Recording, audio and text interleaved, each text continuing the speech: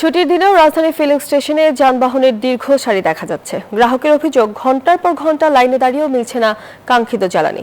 Fuel pass apps জটিলতায় পড়েছে অনেকে, এতে চরম ভোগান্তিতে পড়েছেন পরিবহন চালকরা। পাম্প মালিকরা বলছেন, সরবরাহ স্বাভাবিক না থাকায় চাহিদার তুলনায় জ্বালানি কম পাওয়া যাচ্ছে। আতঙ্কে অনেকেই প্রয়োজনের চেয়ে বেশি তেল সংগ্রহ করায় সংকট আরও তীব্র হচ্ছে।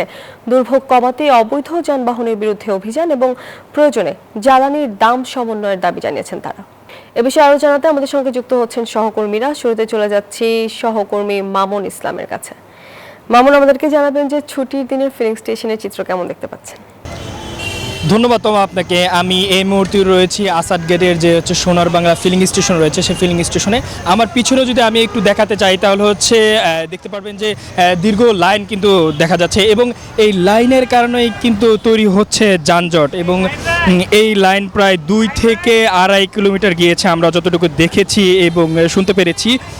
এবং আমরা অনেকের সাথে কথা বলে যা জানতে পেরেছি, তারা এখনও কিন্তু অনেকে কালকে রাত থেকে অপেক্ষা করছে তেলের জন্য এবং সকাল থেকে তারা এখনও পর্যন্ত কিছু খেতে পারেনি। এবং আগের যে সময়টা হচ্ছে ঘন্টায় ছিল, এখন সেটি দিনে পার হয়েছে।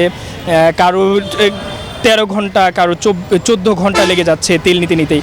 এবং অনেকে বলছিল যে হচ্ছে ফুয়েল পাস নিয়ে তাদের কিন্তু একটা জটিলতা রয়েছে। এবং আমরা এখন পর্যন্ত প্রত্যেক পাম্পগুলোতে, যেই পাম্পগুলোতে ঘুরেছি সেই পাম্পগুলোতে এখনও পর্যন্ত দেখেছি যে হচ্ছে প্রত্যেক পাম্পেই